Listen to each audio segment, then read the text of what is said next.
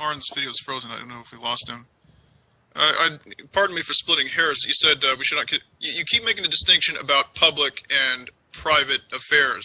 Sure. What if homosexuals do commit an act of open affection and plead guilty to being homosexuals? Then what? Okay. Pleading guilty to being homosexuals, I don't know what the reality is. But if they pleaded guilty to doing it in public and they swore on it 4 times, for instance, then they'll be eligible for punishment. What punishment? According to the Islamic narrative. What is the punishment according to the Islamic narrative? Oh, I don't know. There's various opinions. I think you do, sir. I don't, honestly. There's different opinion. Some people used to say throw them off a cliff. Some people used to say stone them. Other people said there's lighter punishment. So I don't really have a formed opinion on this. The Islamic jurisprudential view on these things is quite broad in spectrum. But I think what we have to understand is this, see, I want you to understand me and connect with me as a human being. So why do I agree with such things like this? Why do I agree with the whole spectrum of the Islamic narrative?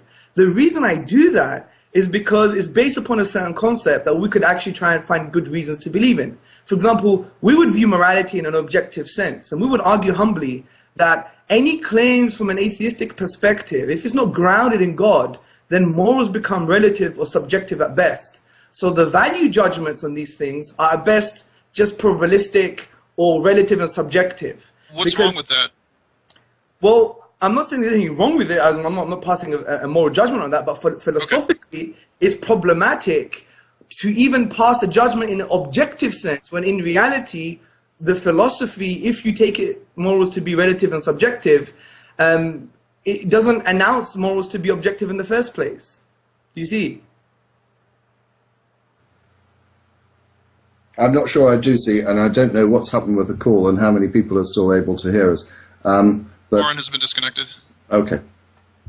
I'm sure he'll be back soon. Do carry on. Yep, so for us, it's essentially like the Islamic narrative is based upon certain logic. And the logic here is, look, if God does exist, then he is all-knowing, all-wise. Human beings, in contrast, are not. Therefore, we should refer to him. Now, the underlying suppositions on this logic is that God actually exists and he has announced himself to mankind. So to talk about the fruits of a particular tradition is actually, in a way, maybe not healthy, because the healthiest thing is to just go to the underlying philosophical foundations of a particular tradition. And if we have good reasons for these, then let's have a good discussion on worldview. And I think this is the discussion of the 21st century. Because we could discuss and disagree, are you pro-abortion? Are you a consequentialist in morality? What type of morals do you follow? Are you a divine command theorist?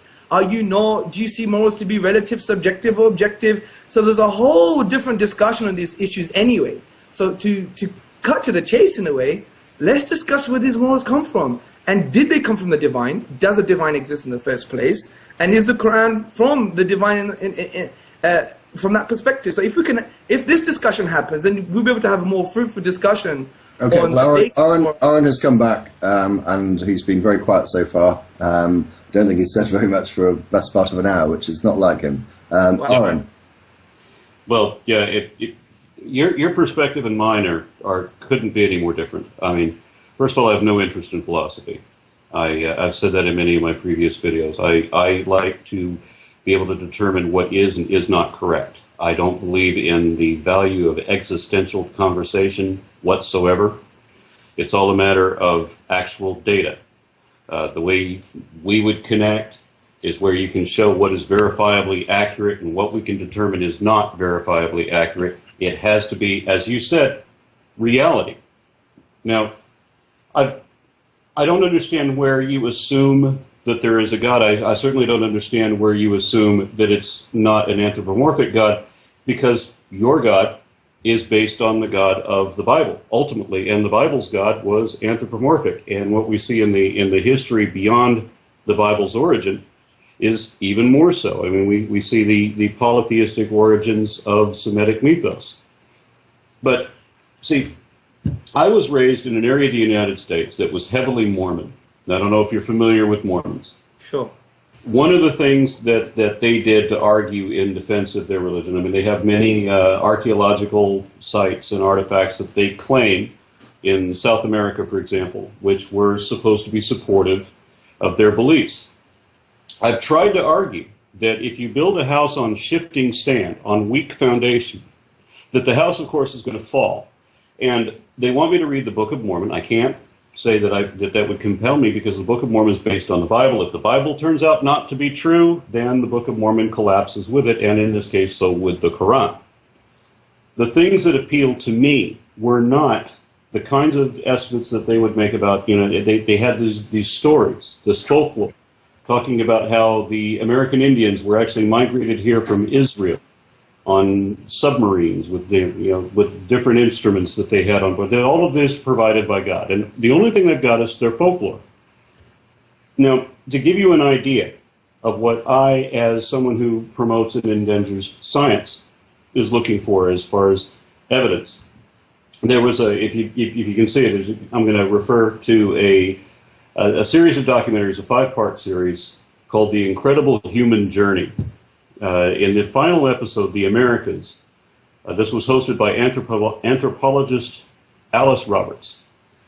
In the final episode of this series, it addressed what I had been taught about Mormon religion my whole time growing up. They had this folklore that implied that the Indians came from Israel, and what she did was that she showed many different types of scientific evidence, and this began with folklore.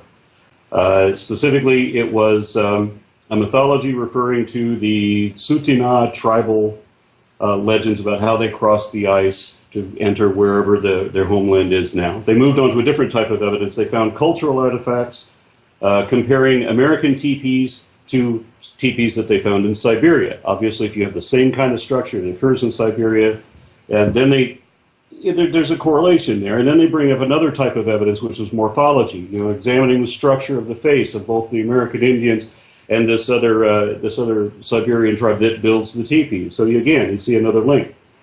And then they got into more in depth. There was climatology, a composite of geologic evidence with dynamic climate evidence taken from ice cores and forensic botany. And then they explore even further. Now, what they're doing is they're showing all these cultures similar to a Siberia, moving through Alaska and into Texas, and they're doing dates on these. All the while, they say, okay, well, this supports this idea, but we still need more evidence. At no point do they say, okay, well, this folklore is enough to go on. We can base all our assumptions on that. They always need more.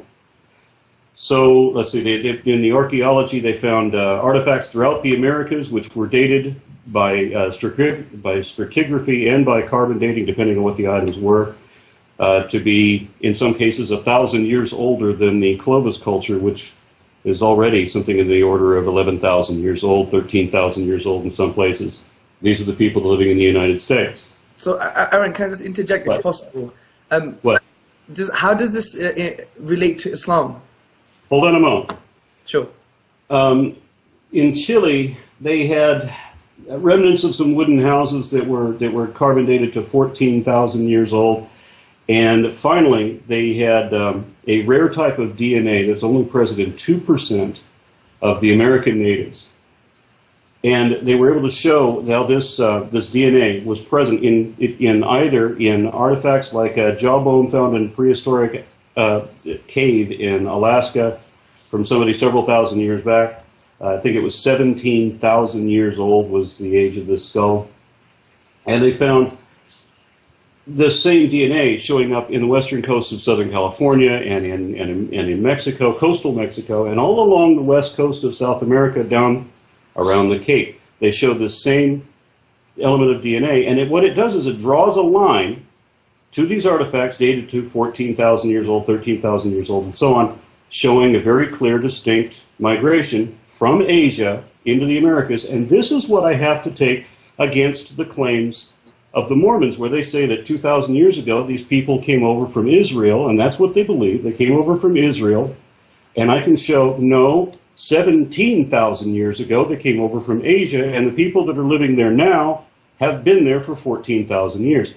Many different types of overlapping, concordant bits of hard, cold, often inconvenient facts to show what the reason that I believe what I believe. Can you present anything on that order that is supportive of your belief? Yes, I can. Okay.